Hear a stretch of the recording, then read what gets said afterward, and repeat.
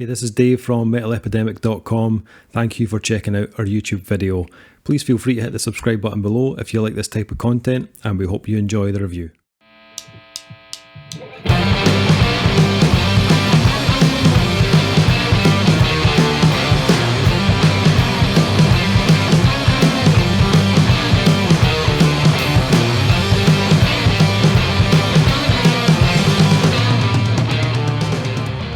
What is up?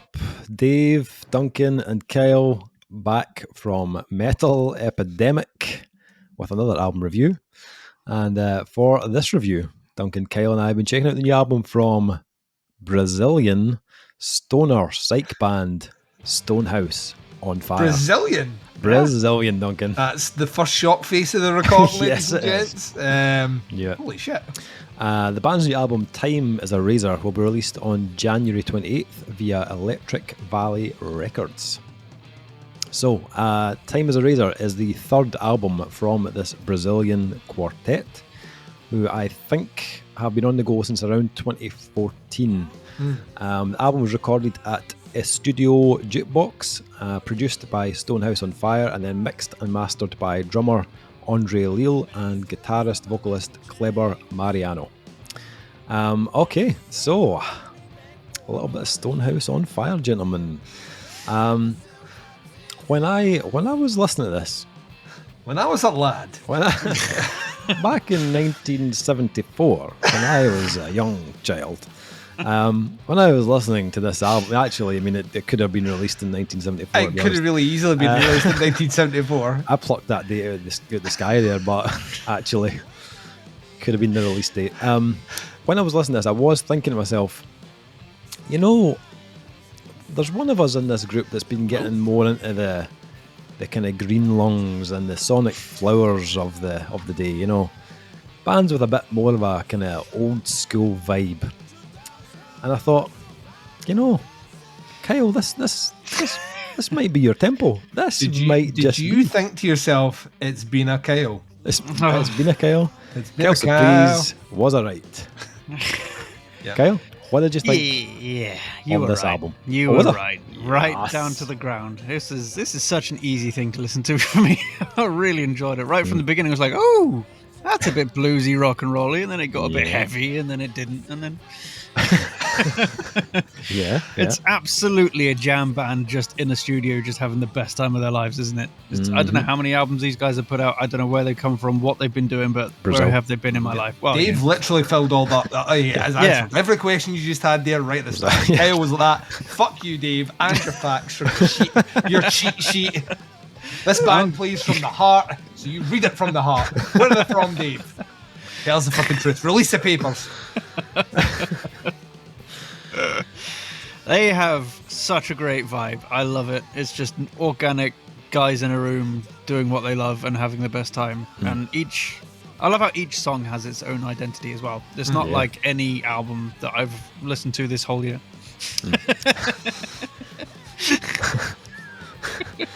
Yeah, that's true. Yeah, I agree with you. I totally agree there, actually. Yeah, it's all right. It's an early year. If memory serves, this time last year we listened to Sonic Flower. We did listen to Sonic exactly. Flower. So Yeah. it's something about the start of the year and retro Styled albums. Yeah. That song Waterfall is fucking amazing, man. That's one big massive fucking jam at the front. That's what love makes it. that amazing. Yeah, just 3 minutes and 40 something seconds, and it's like, we're going to start the song now. Sweet, great. I've just had the best 3 minutes of my life. That's what she said, yeah. Yeah, well, hello. no, that's 3 minutes is generous coming. Oh no, I love it. The production is just raw and organic and just it's no fuckery at all. It's like these guys played this stuff. There was no editing, no nothing. You can even hear the pick scrapes on when they're trying to get ready to play the next chord, when the one side on the stereo field is filling in and the other guy's just like, I'm not going to play yet. No, yeah. And you can hear him figuring them out with the pick. It's great. Half the drums are off time. It's fucking awesome. I love it. It's just how they sound. It's absolutely perfectly captured how that band sounds right now, and I absolutely love it. So Great use of some stereo effects as well, just like they used to back in the 60s and 70s and stuff. They've got some crazy woo-woo stuff going in the left ear and the riff going in the right Sound ear. effects in it are on. Yeah, I fucking love nuts. it. I really like it. It's just very. I like It's just fun. And I mean, I don't know what they're singing about. I have no idea if they're singing in English or Brazilian or what, Portuguese, sorry, or anything. I'm just like, I didn't listen to any of the lyrics. I was like listening to the voice and the sounds and the guitars and all this and the riffs. So I'm just no clue. But if they're singing about serious stuff, it didn't come through in the music. I enjoyed it. It was like Hendrix never died, you know. Yeah, it's fair enough. And got a bit heavier. I loved it. I didn't really know what to expect, to be honest. Like, hadn't heard of the band before, but I checked out the first single they put out, a track called Despite, and when I stuck it on, I pretty much knew instantly it was going to be something we would check out. This is, as Kyle says, very kind of late 60s, early 70s rock with a streak of blues, a little bit of stoner in there, some doom, a little splash of psychedelia as well, thrown in for good measure. It's very soulful, very vintage. Everything's kind of laid out on a plate with, as you said, no kind of production trickery here. And I knew 100% that Kyle would appreciate that. And Duncan and I, we've been fans of bands like Graveyard and The Sword for many years. Yeah. So it seemed like this should tick all of our boxes. And I'm glad I threw it in the pile because I definitely had a lot of fun with this. The kind of overall like organic feel of it and the music and the production was exactly what I needed in between the other albums that we were reviewing this week. And I mentioned bands like Graveyard and The Sword, but this has a very kind of retro feel to it, even more retro than Graveyard and The Sword. I'm talking like way back, like Blue Cheer or bands like Cream even, that were doing this sort of stuff back in the 60s.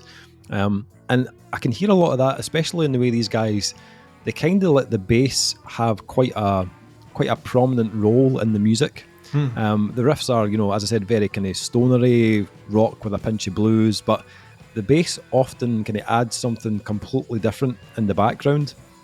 You can feel it's a bit more experimental, a bit more kind of freestyle. And I love that about bands like Cream. Not only would they write a catchy as hell kind of rock banger, but they kept it really interesting musically. They weren't one for just putting out a song with a very predictable structure or formula.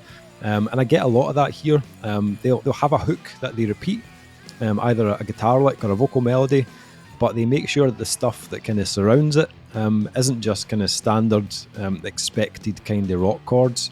They'll go a bit more kind of like bluesy on Bitter Times, which had a little bit of a kind of Sonic Flower feel to it, or they'll ramp up the psychedelic moments on tracks like Waterfall or White Canvas. And again, not standard 3.5 minute tracks either. They'll easily push a track into 7 minutes plus if it needs it, and it totally works. I think for me, the main appeal on this album, though, were the dual vocals. I think between them, Kleber and Leonardo do a fantastic job here. Whether they're singing solo on their own or if they're kind of buddying up to do harmonies, they sound like they've been doing this together their whole life. Like the soul that they put across, especially on tracks like Despite and The Wait, very believable, very honest.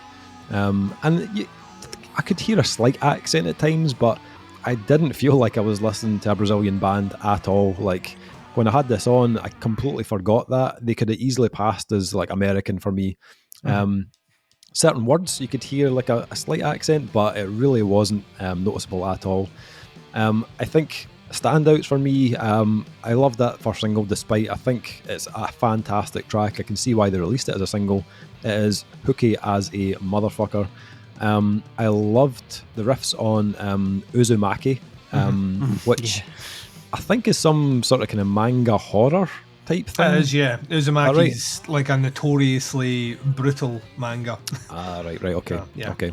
Great riffs, great lead work, fantastic harmonies. You can hear a little bit of that kind of Graveyard vibe coming through. And funnily enough, I really like the organs on The Wait, which we know I am not usually a massive fan of. No. I'll put my hand up, but not until the next Ghost album, and then we've got him. We'll have him, and finally have him. Very kind of tastefully done. It gave the track a very kind of 70s trippy, almost kind of Doors-esque kind of feel at times as well. Production was brilliant. Like, it's so good to hear a band just embrace that natural sound of their instruments and not rely on a producer to try and recreate that 70s sound. They've just, as you said, Kyle, just plugged in and jammed this out. I wouldn't be surprised if it's like old kind of vintage microphones I've used. You can hear there's a little bit of kind of distortion in the vocals when it gets too loud. Mm-hmm.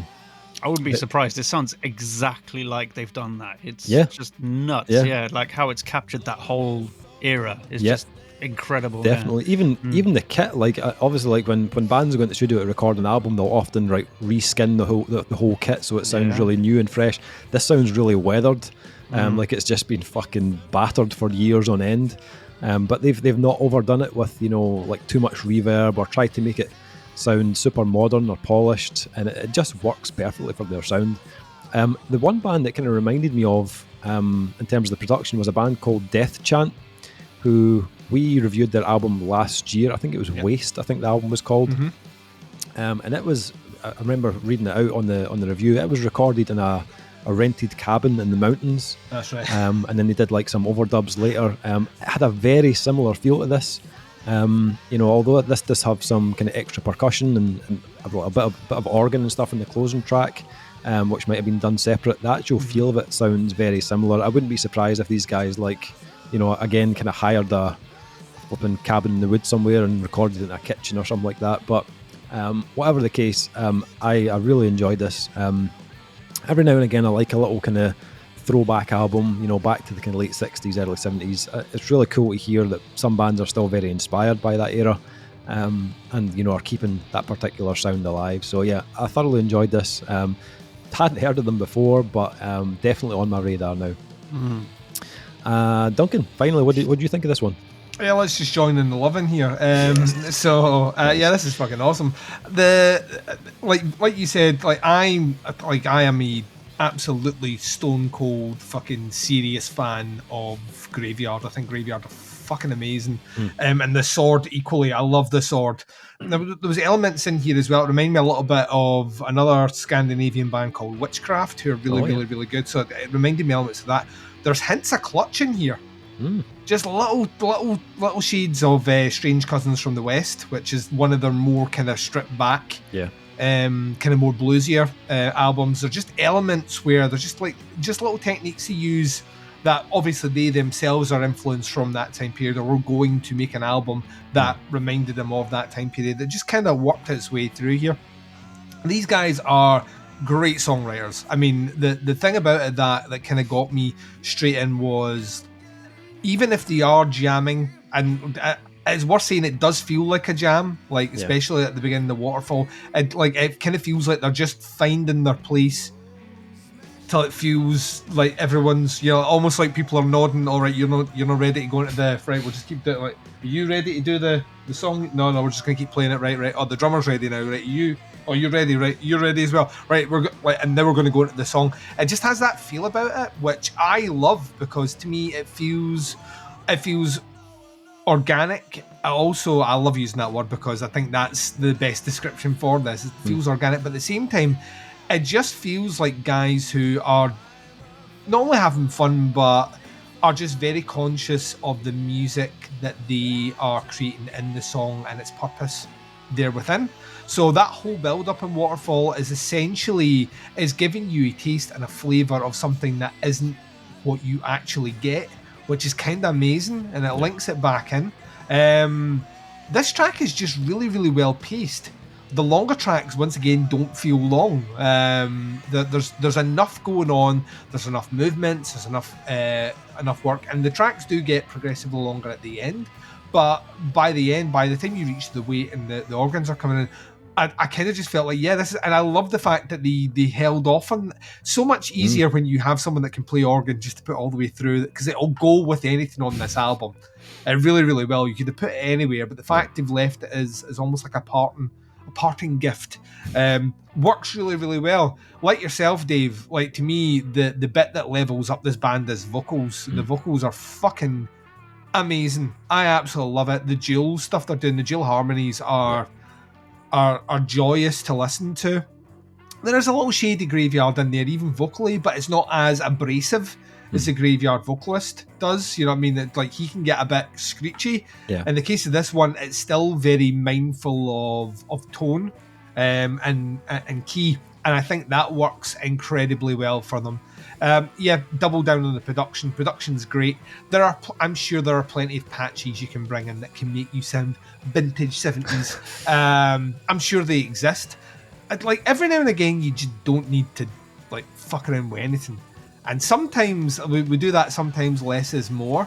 It really is. It really is. Like if the bands you want to sound like are bands that recorded 40 years ago, 50 years ago even, how did they record that? And you just record like that. Yeah. Instead of spending time twisting dials and buying electronic patches and putting Instagram filters over your music to make it sound like that, just do what they did. And I think it works to the like Dave said. Even if you were being a bit joking, or even if you were being wholly serious, very much like Sonic Flower. If you had said to me, this album was only recently discovered from the archives of some fucking Brazilian drug baron who jammed for 1 year in 1975 to create this one and then I heard that, I would believe that. I would believe it. It sounds, but it doesn't, like, at the same time, for all the small bits that don't make it a perfect album and add character to it, it's still really well produced. Like, everything is clear as a bell on here. Which, I mean, like, some of those albums, when you do go back and listen, some of them don't necessarily. A great example of that is all I could think about when listening to this is I occasionally go through phases of really, really enjoying Blue Oyster Cult. Don't hold it against me. I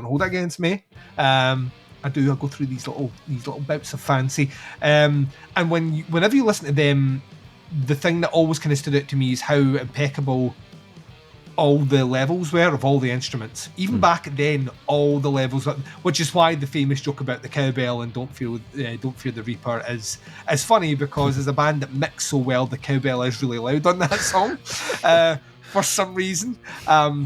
But like everything is very, very clear, and you can hear it, and you get that here as well. It's authentic to the era, definitely in its sound, but you hear the bass parts all nice and audible. The guitar work sounds really, really, really good. It's just it's an endearing album to listen to.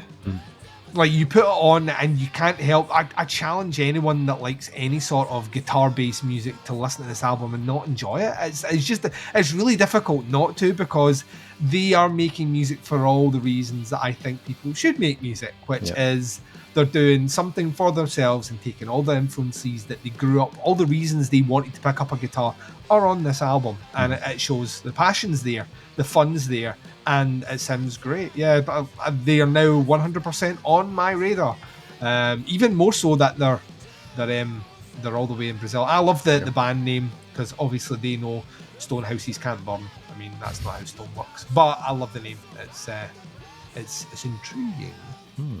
But yeah, this is a great album. If you have never heard the band before, like ourselves, spin it up. You have a good time on this one for sure. And I'm glad that you plucked it out and let us listen to it, Dave. I feel like Dave is in the recent picks of albums maybe removed the cloak of death metal and deathcore, and he's put it to the side, and he said both those years, last year was a year of deathcore, the year before was a year of death metal. This year is the year of inclusion. That's what I like to think. So we're getting a lot more. He's not being as dismissive. The filters have been taken off the emails, Kyle. Well, next week is Industrial Week for the lads. Get your fucking leather thongs out. So yeah, I wouldn't want to do solely this sort of music, but every now and again, one of these albums, very much like yourself, comes along, you listen to it, and you find joy in. It makes you appreciate heavier music as well, I think. Yeah. Like when you listen to something like this and you can hear it at its most bare, at its most raw, and then you shove on, I don't know, fucking a Unique Leader Records album, and you're like, yeah, this is punishingly heavy because this is the other thing I listen to. Yeah. So yeah, well done, guys. You're on our radar. We are very much looking forward to what you put out next. I would buy a t-shirt if it wouldn't cost me the entire... Oh, from Brazil, worth. you'd be fucked. Yeah. You'd be fucked. There's not even any point in entertaining it. You would be easier learning how to write their logo and then stenciling it on your own t-shirt. Yeah. I might do that. Or, And then just send them $15 anyway. or learning to become a pilot and flying to Brazil and then buying a t-shirt and flying home. Absolutely Probably be cheaper.